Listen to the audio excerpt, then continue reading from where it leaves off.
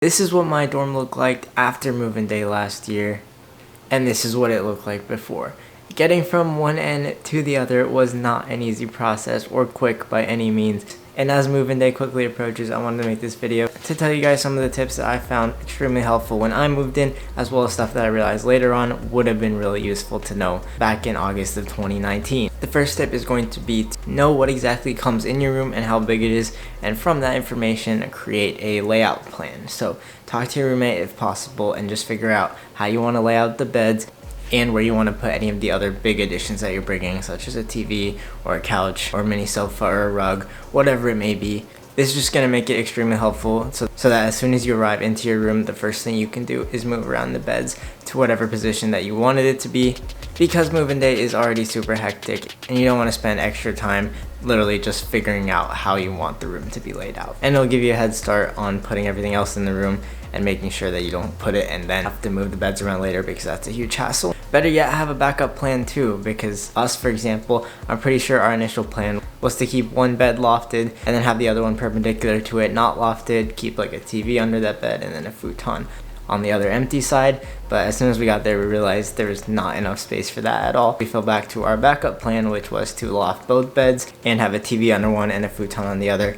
And that worked, and we kept that for the rest of the year. So make sure you discuss that and have options. First of all, again, make sure it is the first thing you do if you are planning on lofting, just so you don't put all of your little stuff and then have to loft. But the one exception to that is if you are lofting, put your sheets onto the mattress first, because speaking from experience, putting sheets on an already lofted bed is so annoying because you have to like climb up and then move everything around up there. You're gonna have to do it eventually, like when you wash your sheets, but just save yourself that trouble on move-in day and put your sheets around your mattress while it's still on the ground. Also, bring a hammer or a mallet. You're usually going to need one of those to actually loft it, as well as another person. It's very hard to do on your own. Yes, they do rent quite a few of them out, but if they're all taken, then you're going to have to wait and not be able to do anything. So just bring your own if you have one, just in case. Actually, no, I take back what I said about moving the beds being the first thing. The first thing you should do, if you feel the need to, which you should, is to clean everything. Just bring some surface wipes and just wipe all the mattresses and desks and chairs and whatever that's already in the room down. They're most likely pre-cleaned, but it'll take like 5 minutes. So it doesn't hurt to just do that first and then start moving stuff. Now, if you are on a lower floor, so usually like 1, 2, or 3, make sure you pack all of your things in a stair-friendly manner, so stuff that you can carry easily without having to worry about it dropping or being too heavy or whatever, because in move-in day, elevators are a free-for-all. They're one of the most chaotic parts of it. Because when you think about it, it's like 100+ people all fighting for 2 elevators to get to their rooms. So if you are on a lower floor, just take advantage of that and use the stairs. It'll save you so much time. But if you are on a higher floor, use a dolly cart sort of thing to bring into the elevator. It'll allow you to bring a bunch of your stuff in at once in a way that makes it pretty risk-free. So you might only need to take like 2 or 3 trips with that, as long as you just stack it up with bins, or if you're bringing bigger stuff in like a fridge, then you can use it to carry that up without having to physically lift it. And that ties into my next point, which is to bring all of the bigger stuff such as futons, fridges, rug, all of that in before any of your decorations or lights or any of those small things. It'll just be a hassle to put them all in once everything's already in your room. When the room is still pretty bare, that's the best time you have to set all of that up. Of course, know that your room is probably going to change a little bit in structure over the entire year, but right now you're just making it something that's livable for the first few days, and then you can take it from there and see if you need to change anything. And when you are bringing those smaller stuff up, use your space wisely. If one of the things that you're bringing up is a clothes organizer that goes in your closet, that's like 2 or 3 bins of space that you may not be utilizing. So instead of having 2 trips for bringing the organizer up and then some of the small stuff up, put the small stuff inside of the organizer just so you can save 1 trip up,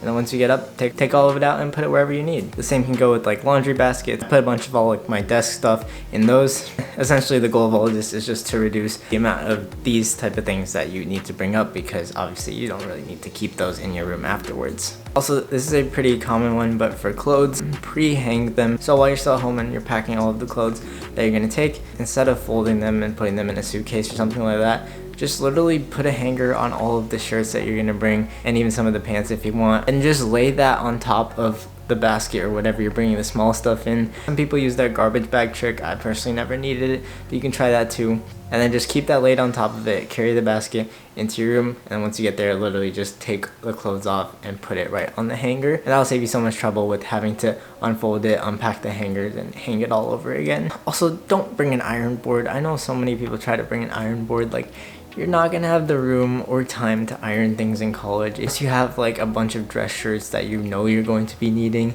I don't think it's worth it at all. Also with clothes, pack seasonally. Now the only exception to this is if you know that there's like zero chance that you're gonna be going home from the time you move in until like winter break, then yes, bring stuff for the winter like jackets and gloves and hoodies and whatever else. But if you're like most people and you're gonna stop by at home at least at some point before October starts, then just bring most of your summer stuff to college. It'll be really helpful because as tempting as it is to bring your whole closet, which I tried to do, it's not gonna fit. Dorm closets are small and you're gonna end up having to put stuff in drawers and it'll just be annoying. So use that time when you go home to switch out some of your clothes into cold weather stuff. So yeah, lightening the load in any way possible is going to be really useful. Another area that you could do that is with cooking / food. Trust me, as long as you have a meal plan in freshman year, you are going to cook way less than you think. By the time my freshman year ended, I probably used like 30% of all the food that I brought on move-in day. I brought a bunch of like microwavable things, frozen foods, a bunch of random snacks. You really are not gonna get time to make and eat them, especially given the fact that the kitchen is one per hallway. It's not very convenient to cook and you're gonna fill yourself at the dining hall anyway. So pack really lightly on food. The one thing that I did usually end up making and using up every time was cereal because I got up too late to have time to go to the dining hall for breakfast, and it was just a super quick thing to make in the dorm. And with that, plastic bowls helped a ton, so you don't have to wash your dishes that often. You can just toss it out at the end. And side note with that, bring a medium-sized trash can. If you get one of those tiny round ones, they're gonna fill up so quickly and you're gonna have to dump it out in the dumpster way more often than you'd like. So bring a medium-sized one if you can fit it. But yeah, honestly, same thing goes with cooking materials such as plates and bowls and utensils. You're not going to use them that often, so just pack really lightly on those, and if possible, use plastic or styrofoam ones. Like I brought like 12 packets of ramen, and I used the first one in like the end of September, which is a month later. It's gonna happen. I'm telling you. Feel free to bring all the food if you want. When it all goes bad, don't say I didn't warn you. Now, another thing that a lot of people will tell you is to pack a separate bag with all the essentials that you're gonna need for the first few days, because the idea is that over those days, you're gonna be continually unpacking stuff and you might not get to what you need in time. And while that's not a bad idea, I'm gonna say unpack literally everything on move-in day. It's gonna be a lot of work. It's gonna be very time consuming, but trust me, in the first few days of college, even those days before the first day of class, but after you move in, you're gonna be packed with activities and meeting people and trying new things that you're not gonna wanna go back to your dorm and unpack stuff. Like, yes, you're probably gonna have to add a few decorations eventually or put up some things that you forgot during move-in. That's fine. I'm saying don't like wait till the second or third day to figure out how you want to plug in your fridge or your TV and set all, because you're not gonna have enough time to, or if you do, you're gonna want to spend that time doing something else. So just suck it up on the first day, don't be lazy, and get everything as set up as possible, and your future self will thank you. So yeah, on move-in day, unpack as much as possible and organize it. I don't mean just like unpack it and leave it across the room. Unpack it and organize it in whatever way you want to. And bring a vacuum, like even if it's just a mini one, especially if you have a rug, that's gonna get filled with crap really quickly. We underestimated it. We didn't have a vacuum for the first couple weeks, and by the time I got one, it was pretty bad. The next tip I have is don't forget the obvious. You'd be surprised with how busy your mind is thinking about all of the little things that you're gonna need and all the decorations and things like that you might forget some of the stuff that you absolutely need, and you just assume that there's no way you'd forget them. Take it from me. After a long move-in day, it was like 11 p.m. My parents had just left and I finally got in and got settled. I realized that I forgot my laptop charger, which is probably the most important thing at college because your laptop is literally gonna become your life. And I also realized that I didn't have any backup sheets, which wasn't a huge deal because I was pretty close to home. But if you're out of state or something, you need backup sheets, which this is a reminder to please wash your sheets. Don't go 2 months without washing them, especially in a dorm. So yeah, I had to call my mom to come back and drop off my laptop charger at like 1 in the morning. So you don't want that to happen. And the last tip that I have is more on the social side, but if you are from out of state or you just really want to meet new people, move-in day and the day after that is going to be the days to do that. Chances are, unless someone has like a full suite with all of their friends,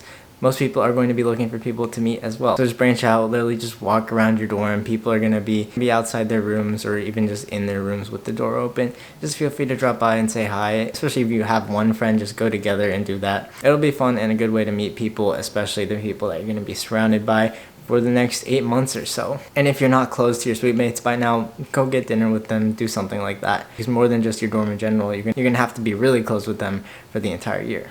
Also, honestly, there isn't much tips I can give in terms of bathroom, like bring your caddy, bring your towel, bring your shower slippers. I'm sure that's a given, but please bring your shower slippers. And don't be messy when you trim or shave in the sink, because I've seen a lot there. Okay, that is gonna do it for me. Thank y'all so much for watching.